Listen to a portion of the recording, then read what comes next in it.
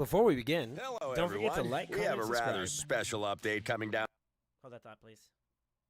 Yeah, you want to go full screen, please? There we go. on the pipe, and we wanted to highlight it with a sneak peek video rather than our usual text highlights.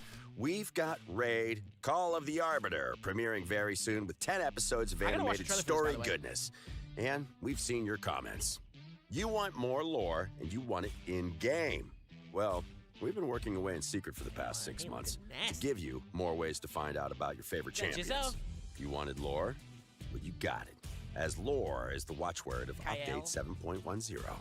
First and foremost, champion bios are coming to Raid in the form of a new champion lore tab, which you can access in the Index, Champion Collection, or the portal immediately after summoning a champion. Not every champion will have a story of their own at first, but we are working hard to ensure that changes going forward. The first batch of champion bios will feature some of the characters that star in Raid Call of the Arbiter, as well as fan-favorite legendaries. Our plan is to then add new champion bios. That is not a fan batches. Hold up. That is not a... Yo, delete that character. That's all I got. Gradually populate the world of Raid with awesome stories. This may take some time, and we may not get to everyone. There are over 700 champions in-game, but that's what we hope to achieve as we go forward. On that note, let's talk about pre-existing Raid lore. The launch of Raid Call of the Arbiter Limited Series will be the biggest thing happening to the world of Raid since its worldwide release. In truth, we didn't expect the lore to expand as it did, and as a result, some of our earlier lore works didn't fit the stories we wanted to tell with Raid Call of the Arbiter. This means that early champion stories and stuff like the comics we released for Kyle, Elhain, and Gaelic, for example, don't quite match up with Teleria as it is now. Consider these as Teleria Apocrypha, if you will, or non-canon stories. Anything you see in-game from this point on is the truth. But lore is just the first step in our grand plan. We've got tons of cool things planned to integrate Call of the Arbiter into Raid. We're talking events. Okay, so one of my biggest concerns when I saw like a little bit when it came to the Call of the Arbiter was I was a little worried about like how animation was going to look. But this doesn't look too bad, to be honest with you, right? Like from what I've seen so far, it actually kind of looks a little appealing. Now, I say that because like when you look at Raid as an example, right, the game itself, for it to be considered a mobile game, Omega Lol, it's actually really nice. Like if you actually pay attention to the way that the game actually looks aesthetically, it's actually really nice. New champions, special rewards. It's going to be epic. Yo, is that this lure? Special button in your Bastion is your portal to all things Raid Call of the Arbiter. Tapping on this will bring up a brand new tab where you can watch each episode of the limited series and share it on social media. Watching each episode via this tab and sharing on social media will get you rewards. Absolutely if an episode reaches a certain number of views on YouTube, everyone gets a reward. Each episode also has a secret code hidden within, which you can decipher and enter in to earn, you guessed it, more rewards. We'll also be running a 7-day loyalty program where you'll be able to get a brand new character from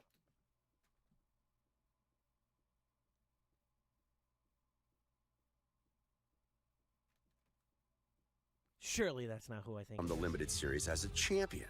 Who will it be? As for the rewards themselves, here's one of them. This fancy new artifact set. It's called Righteous, and it's a 2-piece set that increases your champion speed by 10% and gives them extra 40 points of resistance. Not too shabby. Hey, hold up. 10% speed for 2-piece. It's a little bit weaker than your traditional resistance. But when you add resistance on top of that, that 2%, is that negligible? I mean, to be honest with you, if you're trying to hit the tippy top of speeds.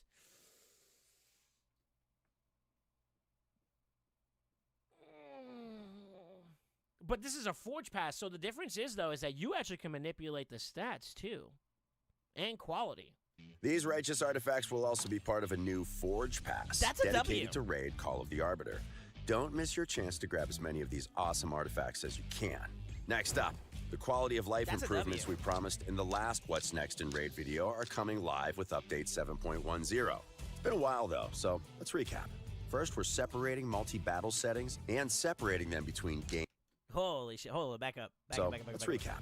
First, we're separating multi-battle settings. So, it's the same top 3 stuff, but you have a gear filter now that you can do. 104 filters? Wow. Q champions to automatically swap them out when they level, so you still have the Q system, and of course your maximum one. And separating them between game modes.